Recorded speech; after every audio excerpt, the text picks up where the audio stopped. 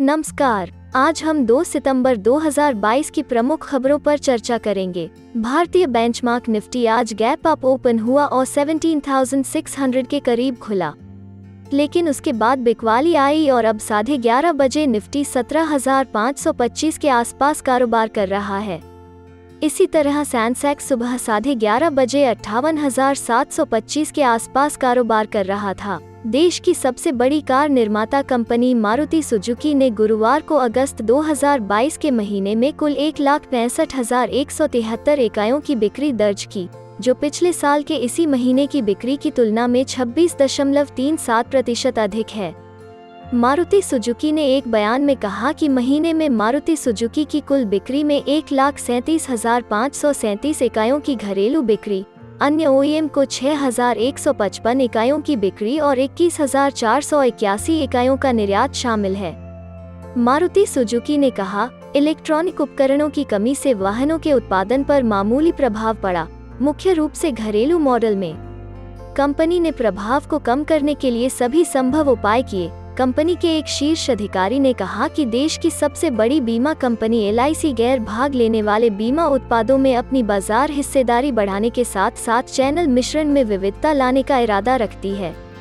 65% की बाजार हिस्सेदारी के साथ राज्य के स्वामित्व वाला जीवन बीमा करता 17 व्यक्तिगत गैर भाग लेने वाले उत्पाद, 11 समूह उत्पाद और 7 उत्पाद राइडर लाभ के साथ प्रदान करता है। जीएमआर एंटरप्राइजेस की एक इकाई GMR power and urban infra ने गुरुवार को कहा कि उसके बोर्ड ने सिक्योरिटीज जारी करके 3,000 करोड़ रुपए तक जुटाने की मंजूरी दे दी है।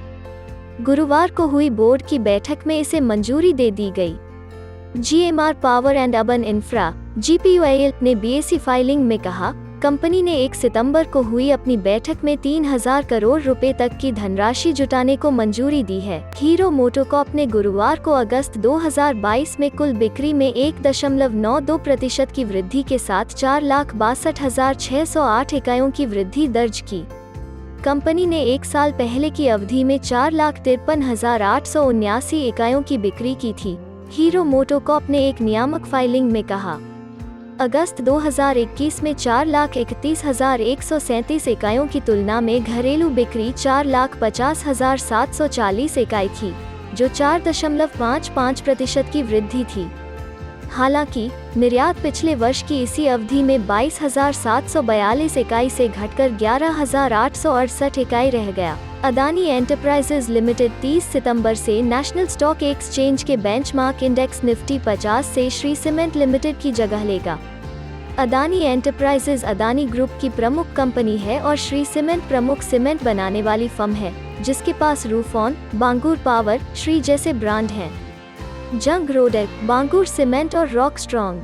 गुरुवार को एक विज्ञप्ति में कहा गया है कि एनएसई इंडेक्स लिमिटेड की index maintenance sub committee equity (IMSC) ने अपनी आवधिक समीक्षा के एक हिस्से के रूप में बदलाव करने का फैसला किया है। जनरल अटलांटिक सिंगापुर केपीटीई लिमिटेड ने गुरुवार को अस्पताल श्रृंखला Krishna institute of medical sciences limited (KIMS) के 16.60 लाख शेयरों को खुले बाजार लेनदेन के माध्यम से 204 करोड़ रुपए में बेच दिया।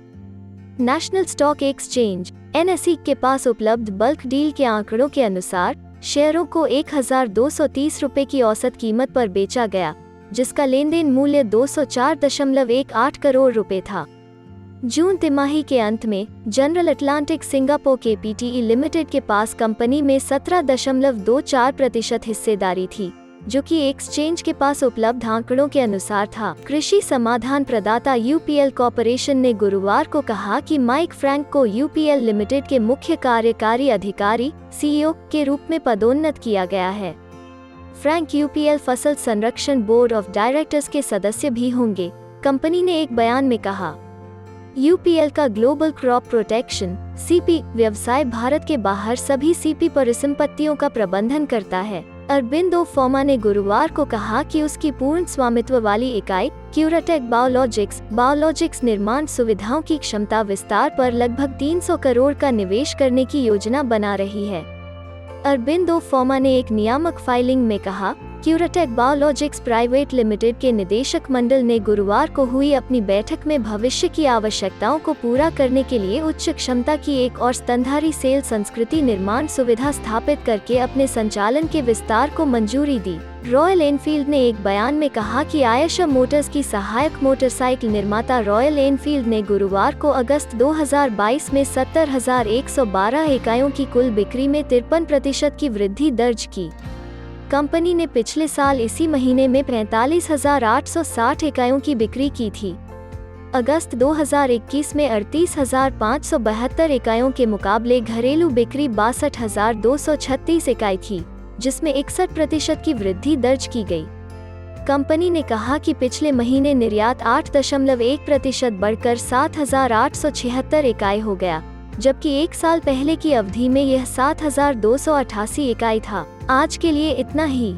आशा है आपको वीडियो अच्छा लगा होगा। सुनने के लिए धन्यवाद। ऐसे ही और भी कंटेंट के लिए हमारे चैनल को लाइक और सब्सक्राइब करें।